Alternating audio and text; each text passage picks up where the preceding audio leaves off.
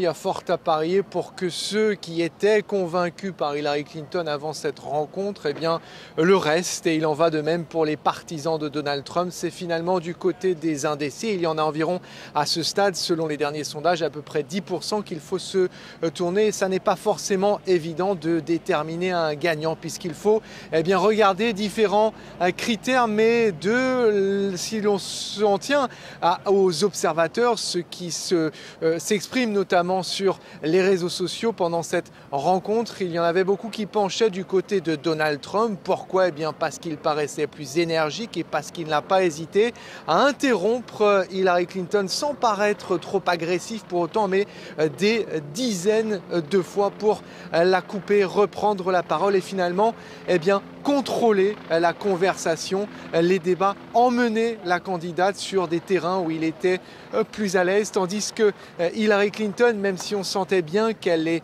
beaucoup plus expérimentée, qu'elle a quelque part l'habitude de ce genre de format et qu'elle connaît ses dossiers. Elle s'est un petit peu noyée dans des chiffres, peut-être parce que justement, eh bien, elle était trop préparée. Elle a essayé de retourner la situation en faisant allusion à sa préparation, en expliquant son absence ces derniers jours des sentiers de la campagne, en disant « Oui, Donald Trump, vous ne m'avez pas beaucoup vu ces derniers jours parce que j'étais justement en train de me préparer pour ce débat, en train de me préparer pour être présidente des États-Unis. » Pas sûr pour autant que ce soit le bon mot qui est porté l'estocade, qui mette Donald Trump à genoux, puisque encore une fois, il a quand même la plupart du temps dominé par sa stature, son ton quelque peu agressif, mais jamais trop, la plupart de la conversation. Et c'est finalement peut-être le modérateur, Lester Holt, qui a le plus repris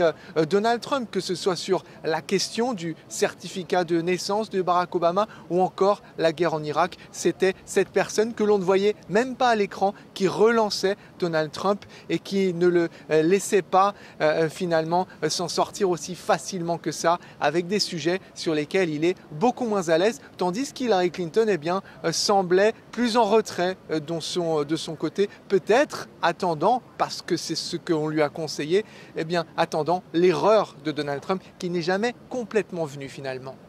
Alors Gallagher, quels sujets ont dominé les échanges ? Eh bien, il a été beaucoup question de l'économie, des disparités, notamment de la manière de répondre ou de solutionner plutôt ce problème avec un contraste évident, par exemple, entre le plan pour la fiscalité de Donald Trump qui prévoit des remises d'impôts, ou plutôt des facilités pour les plus riches, tandis que Hillary dit se battre pour les plus pauvres et notamment pour la classe moyenne, la création d'emplois. Bref, redonner du peps à l'économie américaine, c'était véritablement au centre de la conversation. La sécurité, bien évidemment aussi, avec le meilleur moyen de combattre le terrorisme, le djihadisme. Voilà certaines des sujets dont il a été question. Mais finalement, il était aussi beaucoup question du tempérament de l'un comme de l'autre, donc de leur personnalité, de leur capacité à diriger, et puis aussi dans une certaine mesure de leur passé, avec l'un et l'autre essayant de se décrédibiliser, pas forcément sur des questions de politique, mais plutôt de choix par le passé et de personnalité aussi, dans une certaine mesure.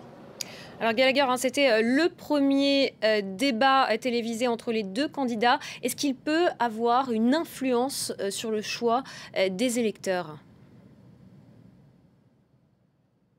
C'est difficile à mesurer, mais c'est possible qu'effectivement que parmi celles et ceux qui hésitent encore, il y en a qui se servent de ce moment pour enfin eh bien, se décider, pencher plutôt d'un côté que de l'autre. Attention en revanche, si l'on regarde l'historique de ce genre de rencontres, de joutes verbales depuis 1960, date du tout premier débat qui d'ailleurs avait vu la victoire écrasante de John Fitzgerald Kennedy face à Richard Nixon. Il y a assez peu de débats qui ont complètement fait basculer une élection. Un autre exemple, c'est Ronald Reagan face à un candidat démocrate dans les années 80 dont on ne se souvient même pas. Là, il y avait des victoires claires et nettes. Là, on pouvait parler parlait de moments qui faisaient complètement basculer une élection en faveur d'un candidat. Pas sûr que celui de ce soir n'ait cet effet-là.